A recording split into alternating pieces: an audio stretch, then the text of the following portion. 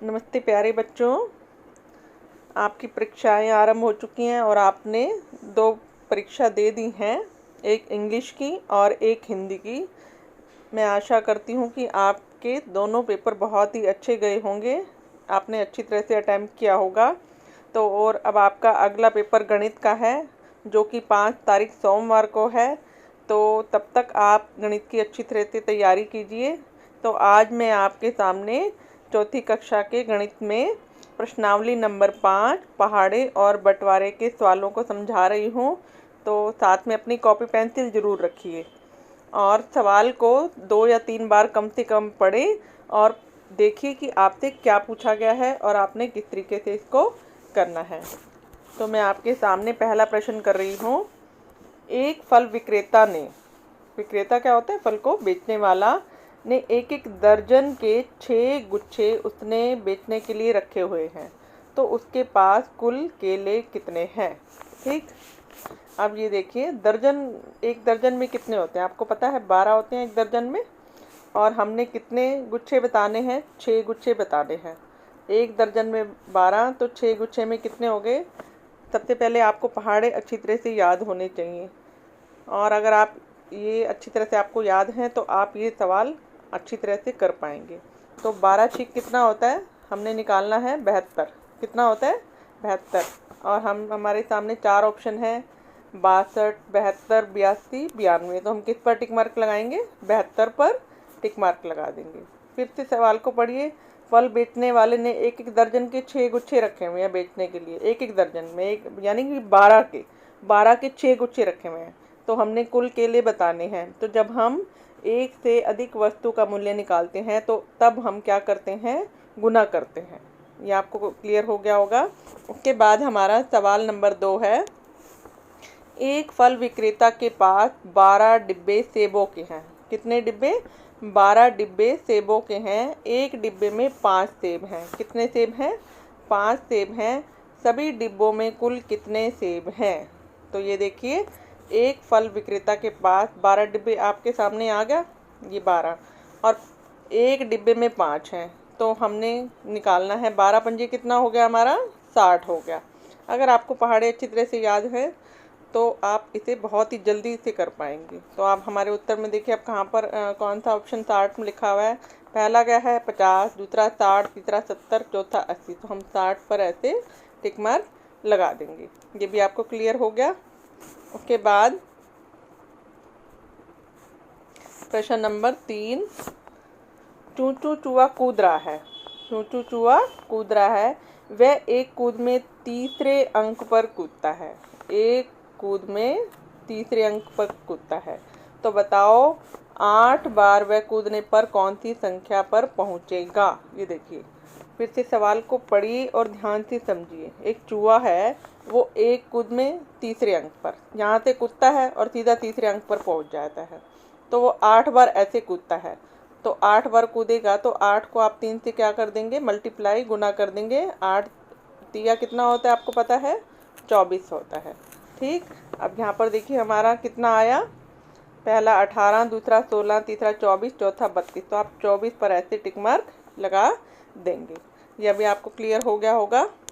के बाद सवाल नंबर 4।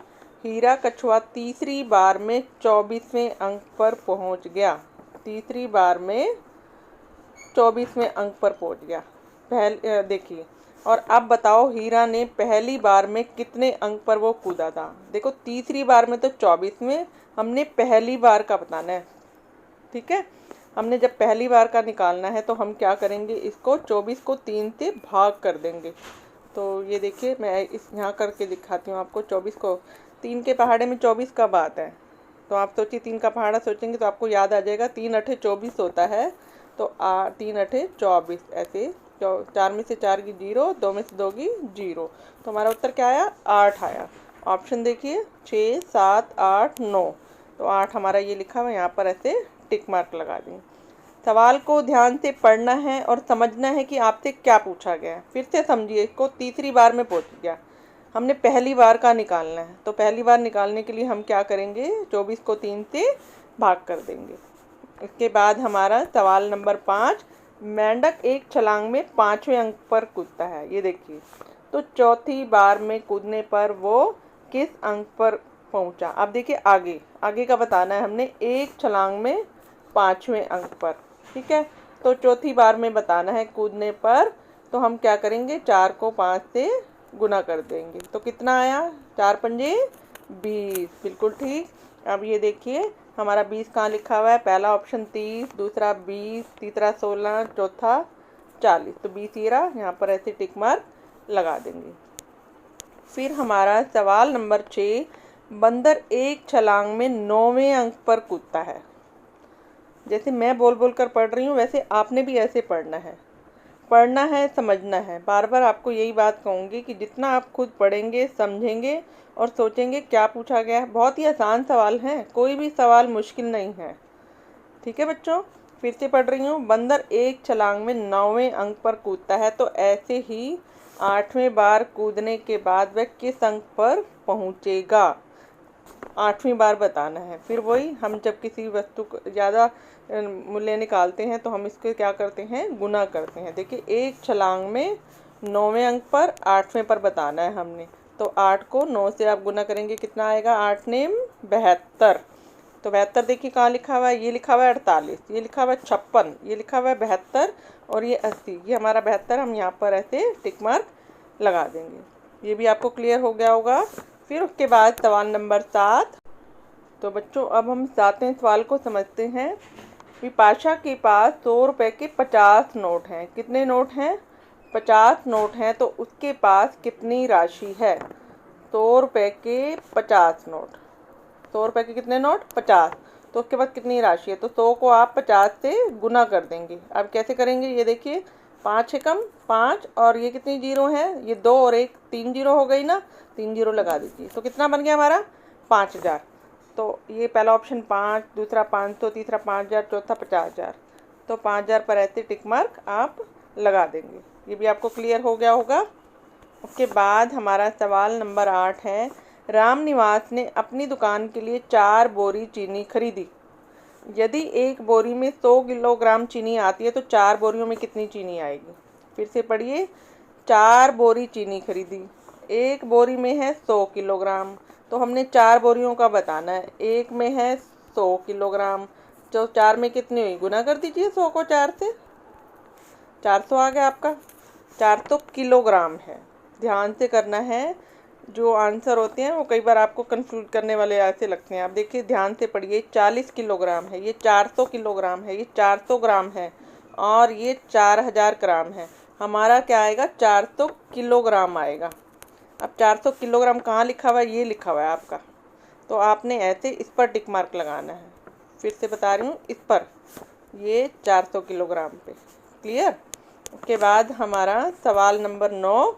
यदि एक डिब्बे में 8 लड्डू आते हैं, कितने, 8 लड्डू आते हैं, तो 72 लड्डुओं के लिए कितने डिब्बों की ज़रूरत पड़ेगी।